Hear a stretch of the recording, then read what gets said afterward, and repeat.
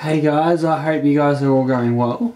This video could be a bit long, but it is coming as I promised, and this is my Voice of Youth Rostrum speech. I spoke for 9 minutes at Rostrum, so we'll see how long this one is, and hopefully I'll have a similar delivery, and I hope my palm cards are in the right order. Let's give it a whirl. Okay. We live in a society where Australians have been told that more is better. We live in a society where the mantra that most Australians live by is time equals money and money equals happiness. This consumeristic picture blares out at us from the multimedia that has saturated our society. We are told to buy, and money makes the world go around. Sometimes I wonder if economies of scale, profit and loss, balance sheets and the floating Australian dollar is really what life is all about. Is there more to life? Is less really more in the long run? Let me demonstrate. Just a few years ago, our government told us to go out and buy.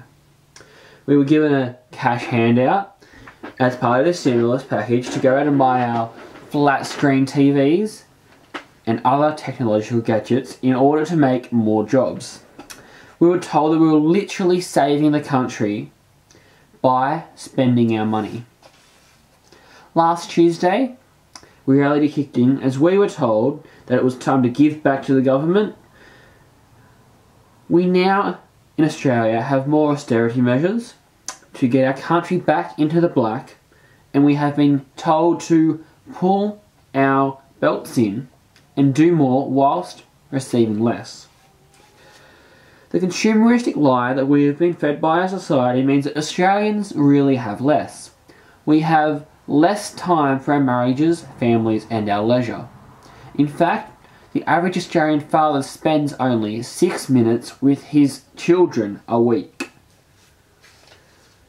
Half of our marriages end up in divorce. Our health is suffering. Even children are being diagnosed with diseases such as heart disease and diabetes that were once only ever seen in adults.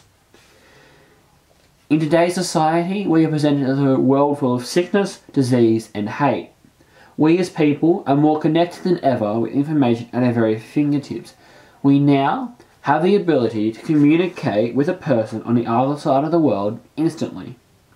With all of this happening in our world, the question we must ask ourselves is whether more is less. And if less is more must be less. As individuals, we have our own set of challenges that must be faced each and every day. At the end of a long day, we stop and look back at the day. And when we look back on the day, we have not accomplished anything. And it was a fool's conquest to even think that we could. To even attempt to achieve anything with the continual barrage of information that our brains attempt to process. Now, how can we reduce the amount of information that our brains have to process? On a computer, you open the task manager, find the tasks that are using the most processing power, and you end them. Perhaps in our day-to-day lives, ending the little tasks that are taking up the most time is necessary in order to allow us to complete more tasks in a shorter period of time. What if less of everything really means more? What if we don't need all the stuff that we've built McMansions for? What if we don't really have to work in a constant cycle of drudgery all our working life? What if we took more time for our marriages, more time for our families, and more time for our hobbies? Maybe less is really more when it comes to satisfaction, quality of life, and what really counts. No one on their deathbed has ever said, "I wish that I spent more time at work," or "I wish that I had more stuff." They always say they wish they had spent less time at work and more time with the people and relationships that really matter. When we take this idea and apply it, evidence shows that with less stimuli affecting the brain has more resources to apply to other tasks that we normally shirk. For example, spending time with family after work. Which many find too exhausting, or taking the time to reward oneself after achievements. Many find that by reducing their apparent workload, they find themselves being more connected overall. Studies show that with less stuff, less stress occurs. With less stress, more time is available, and with more time means that connection to others is possible. Having a connection to others is one of the most important things in life, and this is possible when we take out the societal junk that is cluttering up our lives. When it comes to what really makes us happy, it is when we have less. Studies prove that service to others really does matter. Not only does it make a difference to those to whom the service is rendered, but it also leaves us feeling satisfied, happy, and contributes to a feeling of overall worth. Bill Gates and his wife Melinda, in many interviews, have expressed how grateful they are for the privilege of having money, and that they believe that it is important to give back to the community abroad. They say, "Our families believe that if life happens to bless you, you should use those gifts as well as you can to give back."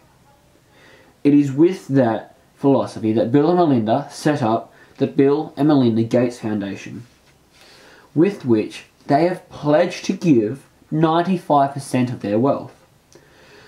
95% of their wealth to the cause of changing health and poverty prospects across the world. However, by using philanthropy to lessen their wealth, Bill and Melinda have said that they have already been blessed in that they have found a much deeper sense of connection with both their family and with others. Through their commitments, they have encouraged children